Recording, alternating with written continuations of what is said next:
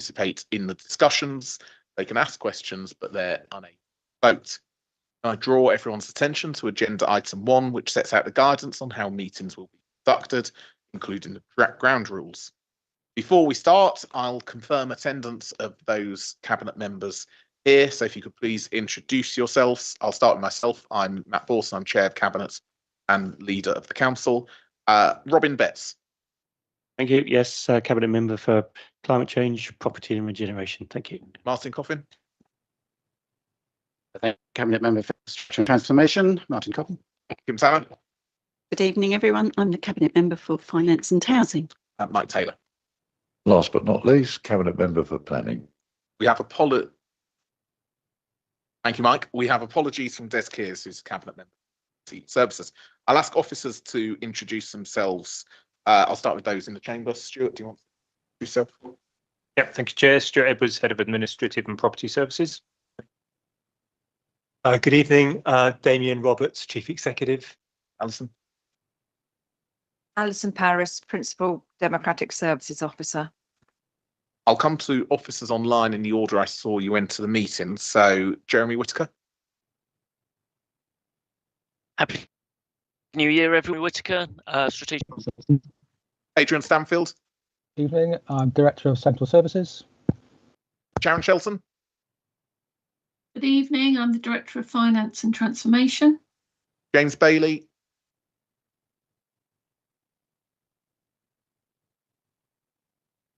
Sorry. Good evening, I'm Head of Planning.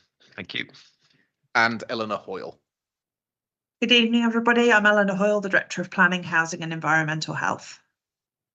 Thank you all very much indeed. Right, we shall turn to the agenda proper. I mentioned item 1, which is a guidance. Item 2 are apologies for absence. We've received those, as I said, from Des Kears. Agenda item 3 are declarations of interest. Does any member have any interest to declare? Nope, nothing to declare. Right, number 4, agenda item 4 are the minutes of the Cabinet meeting on the 10th of December. These are available at page 13. Can we agree these cabinets? They are agreed unanimously.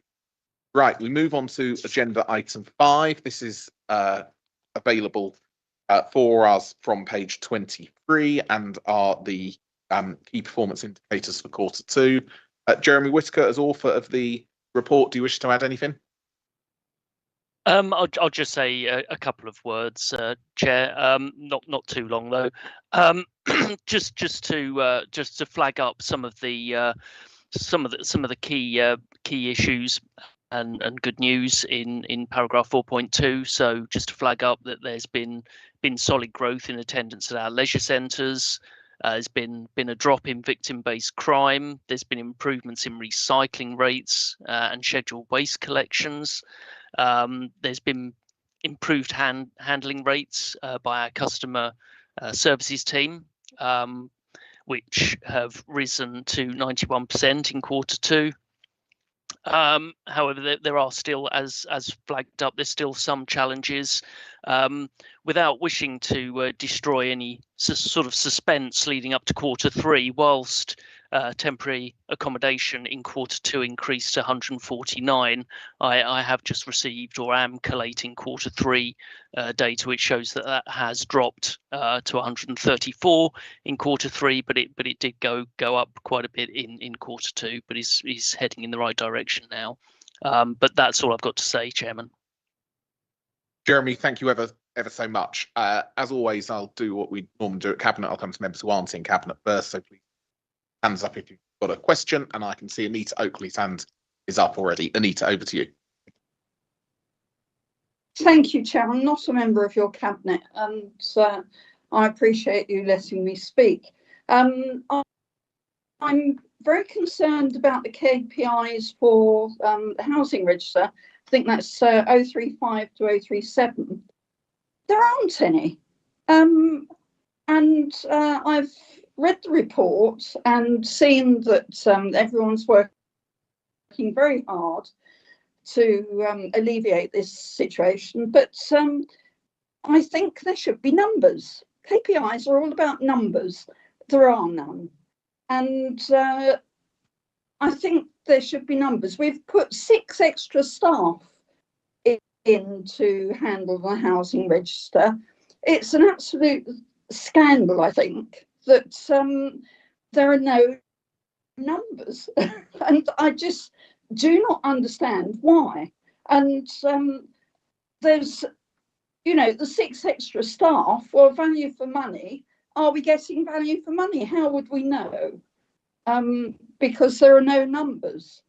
And I won't go on about it, but I don't think that we can continue to have KPIs which are just greyed out because the numbers are so atrocious and unsustainable. And I'd really like someone to tell me what the numbers are. Thank you. Thank you, Anita. Kim Tanner, who's Cabinet Member responsible for housing, I'll bring in first. Thank you, Chair. Anita makes a fair point. You know, possibly it is a KPI that should be reported on. And I think it will be when we get to the stage of clearing the backlog of applications waiting to go onto the housing register. At the moment, whatever we would report wouldn't be a fair reflection of where we are. But we are, as members, we are all aware of the numbers because we are reported to an email of the numbers goes out to every member on a regular basis, and I believe that's fairly due to go out fairly soon. Thank you. Thank you, Kim. Just another point just to observe on Anita. I think I was following you right. It's KPIs 35, 36 and 37. So if I'm looking correctly on page 32, obviously this is just Q2's reporting, so July to September.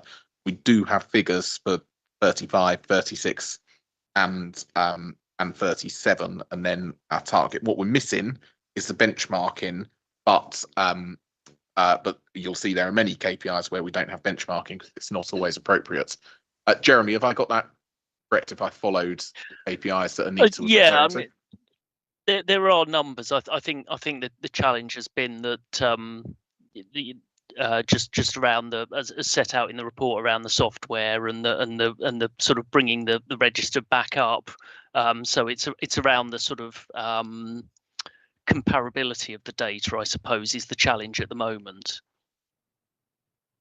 Thank you, Jeremy. Anita, hopefully that helps.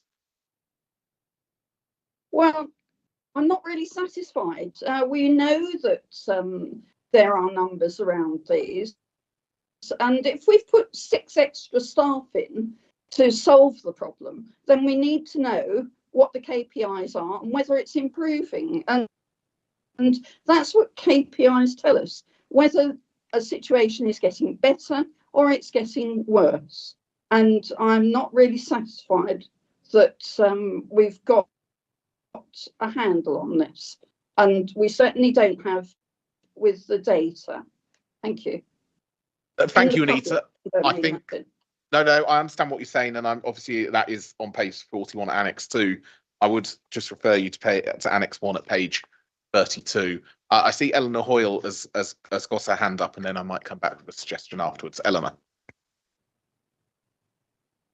Thank you, Chair. This did come up at the Housing and Planning Scrutiny Select Committee in December when we were looking at the KPIs, and we did talk to members about what other information we could give them and some of the monthly statistics to track progress. Because one of the issues at the moment is that the number on the register stays low while we're dealing with the backlog. It's just that it's not the same necessarily the same 235 or 245 households, to quote the last 2 quarter KPIs, that are on there because people are being moved on.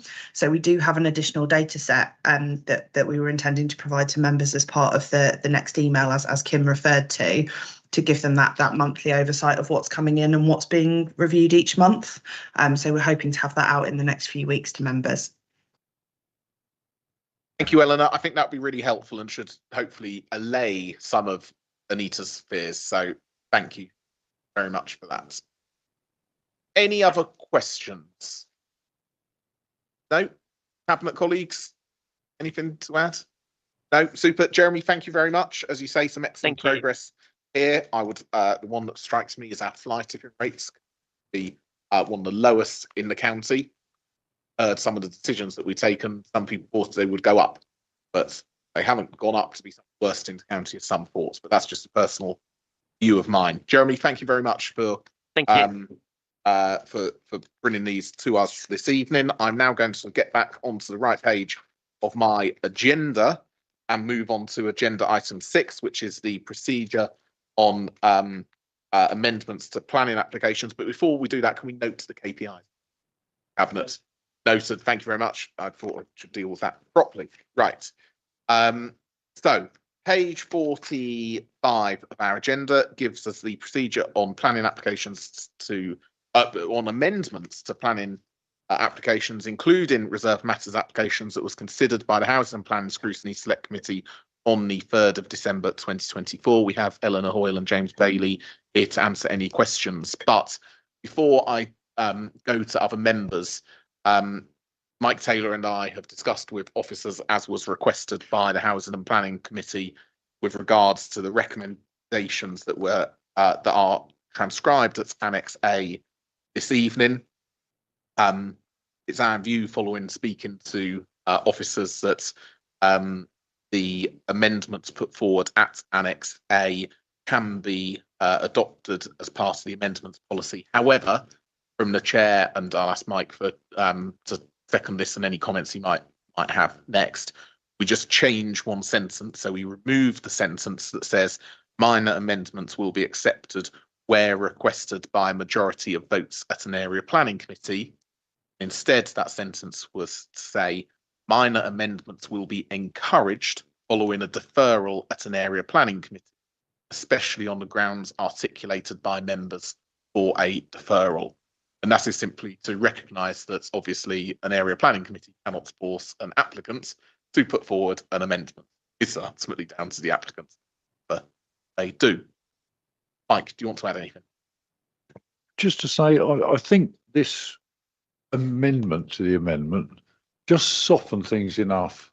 And if we do review it in July, 6 months, that gives both sides of the argument a chance to settle in, and we'll see if it does work, and we'll see if it does generate more workload for officers. Thank you. Thank you, Mike. And you beat me to it on the second point there, which is that as Housing and Planning Scrutiny Select Committee asked us to consider these amendments, we will perhaps ask them to reconsider them in 6 months' time, as you say, Mike, after this is bedded in. So I'll add that as a second amendment to the amendment. Any questions from any members, if you're still following which amendments we're talking about? None online? Cabinet colleagues in the chamber? No? Okay. You understand what we're voting on? Great. Super. Thank you, Robin. So, as I said, I was happy to propose that from the chair. Mike was happy to second. Seconded. Can we agree that unanimously? That was agreed. Thank you all very much. Right, we move on to agenda item 7, which is the minutes of panels, boards and other groups. At page 57, we have the parish partnership panel meeting of the 21st of November. We have the Tunbridge Community Forum of the 25th of November at page 65. And we have the Joint Transportation Board of the 2nd of December at page 69. Can we note those sets of minutes? Have that noted. Thank you very much. We move now on to agenda item 8. These are decisions taken by cabinet members in accordance with Part 4 of the Constitution. As before, I shall go through the decisions other than the ones that were taken at our last cabinet meeting, go to the relevant cabinet meeting and just ask you to explain a little bit about the decision you took and why you decided to take it. Any member has any questions, please do stick your virtual hand up.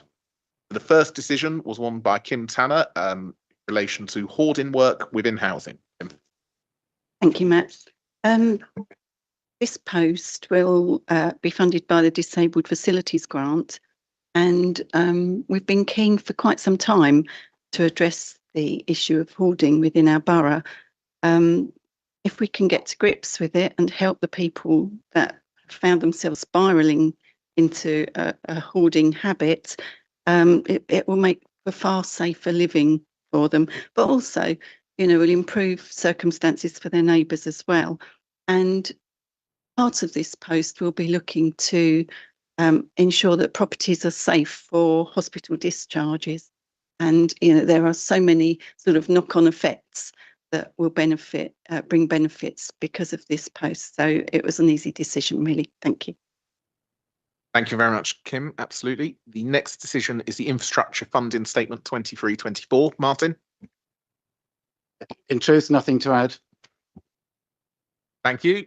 Mike, do you want to take the next two together, the Authority Monitoring Report 24 and the Local Nature Recovery Strategy? Nothing to add, twice. Thank you, Mike.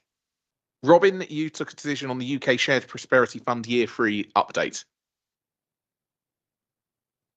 This was just to maintain that we keep as much of the funding with us rather than going back to government. So it's just juggling of money at the end of the day.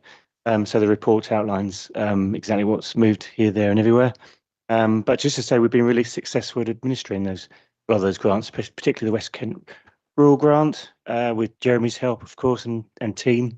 So all in all, it's been a very successful grant giving scheme. Thank you.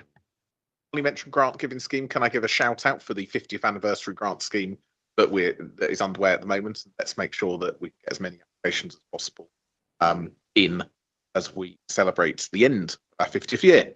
The next decision was taken by Des Kears in relation to the appointment to undertake additional feasibility work for a replacement Angel Leisure Centre in Tunbridge. As Des isn't here this evening, all I would say on this decision is this follows on from work that's been led by the Tunbridge Town Centre Programme Board around the redevelopment of the east of the High Street in Tunbridge. We know critical to that is the relocation of the Angel Centre from its current location.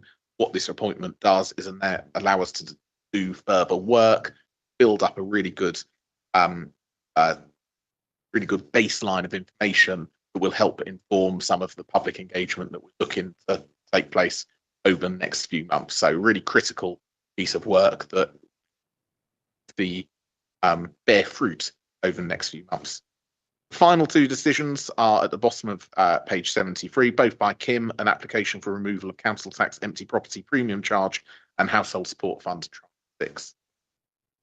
Nothing to add with regard to the council tax premium, but the household support fund, with the new slug of money that we've received from government via KCC for this, we've decided to follow the same strategy as last year and use our partners within the borough to identify who's in most need for some handouts and help financially.